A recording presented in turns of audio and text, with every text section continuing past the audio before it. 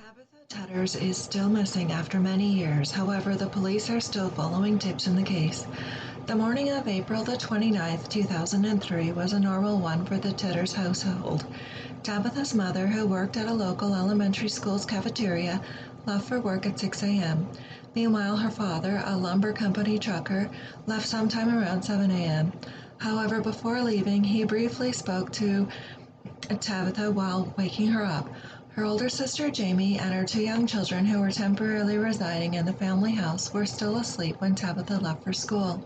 Tabitha supposedly left at approximately 7:50 a.m. on her way to the bus stop at 14th and Boscobel Streets, a 10-minute walking route. Tabitha never boarded the bus and never made it to Bailey Middle School in East Nashville, Tennessee, which was approximately 2 miles away. When Tabitha did not return at her stipulated time of 4 p.m. after school, her mother got worried. She went out to check at the bus stop and her school, the latter of which was already locked.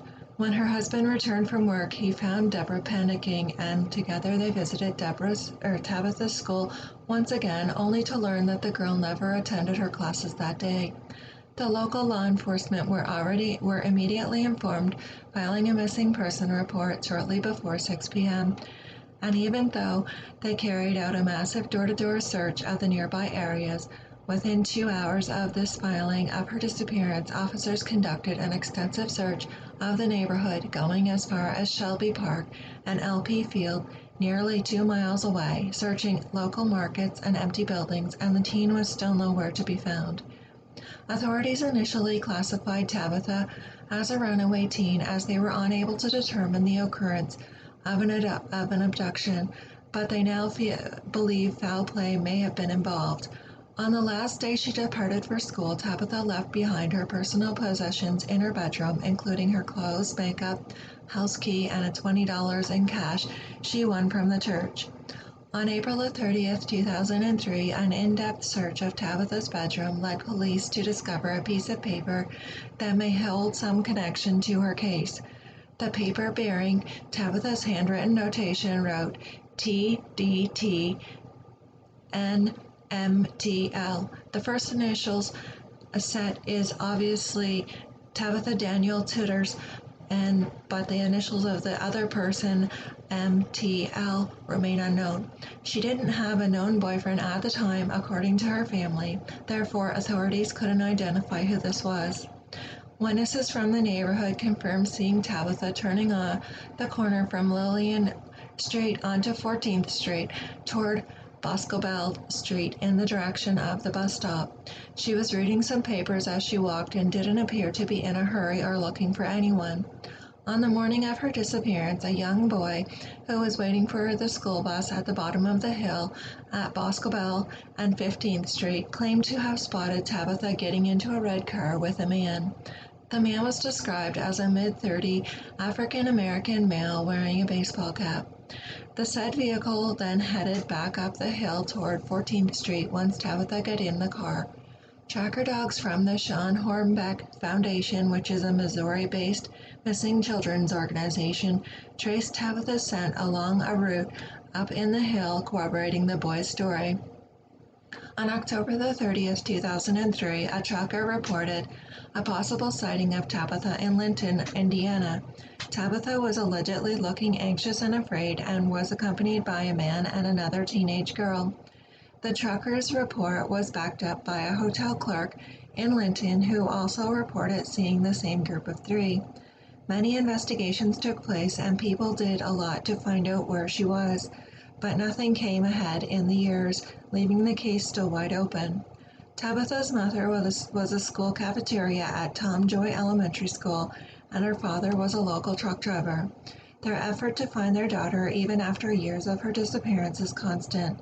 They have said that their daughter is still out there somewhere, and their family won't stop until they find her. The family lived in the 1300th block of Lillian Street in the East Nashville neighborhood, Tennessee. She has an older brother, Kevin, and a sister, Jamie, who are an important part of Tabitha's family. She was a member of the Eastland Baptist Church's choir and regularly volunteered at spaghetti dinners. Tabitha was described as an innocent girl, lacking the typical attitude of many teenage girls of her age and preferred to stay at home with her family. While there are a few details regarding her case, people seem very concerned regarding Tabitha's current whereabouts, and they are eager to find out more about her. There is no exact information regarding what happened to Tabitha Tuders except for the fact that she disappeared.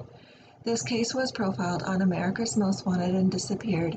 Even after years of her disappearance and investigations, there is no trace of Tabitha Tuders, and justice is not yet served.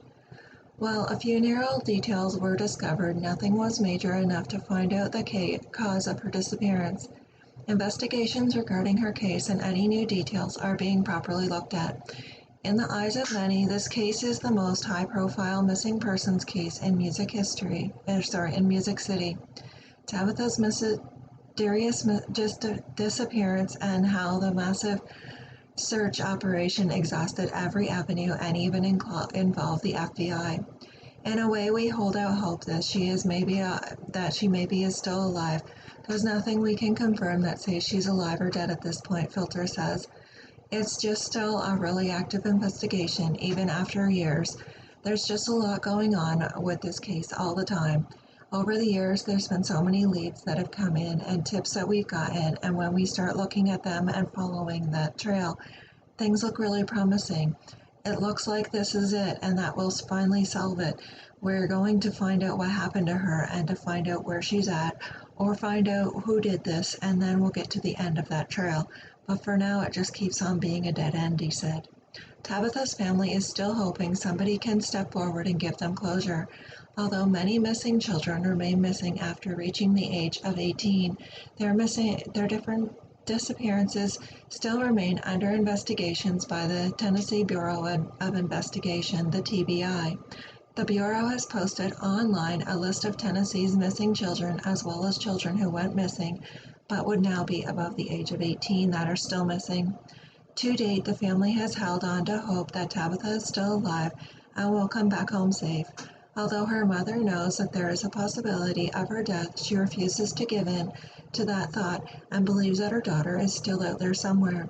However, the family is preparing for the worst, as Deborah Tuders said, "If she's gone, at least I want to know where she's at. If she has passed, I just want to put her to rest so I can have a place to go to see her, to be with her." The circumstances of Tabitha's disappearance remain unclear, and her case remains unsolved at this time. Tabitha Danielle Tuders was born on February the 15th, 1990, to and raised by her parents, Bo and Deborah Tuders. The ever-smiling, lively girl was the light of her parents' life and shared a special bond with her mother. She was also an excellent student and loved by her teachers and friends at Bailey Middle School. Her sudden disappearance came as a horrifying surprise, as no one of the people involved in her life ever noticed any signs of trouble in the teen. She is a white female with sandy blonde hair and blue eyes, and she was 5 feet 1 inches tall, weighing approximately 100 pounds. She has a birthmark on her stomach and a scar on her finger. She also has a fair, freckled complexion with pierced both ears and a nickname of Boo. If you have any information regarding the disappearance of Tabitha Tuders, please contact the Nashville Metro Police Department at 615-862-8600, or you can call the National Center for Missing and Exploited Children at 800-843-5678. And if you'd like to remain anonymous, you can always contact your local Crime Stoppers. There is an award of up to $50,000 offered by the FBI for any information leading to the recovery of Tabitha Tuders and the persecution of the persons responsible for her disappearance.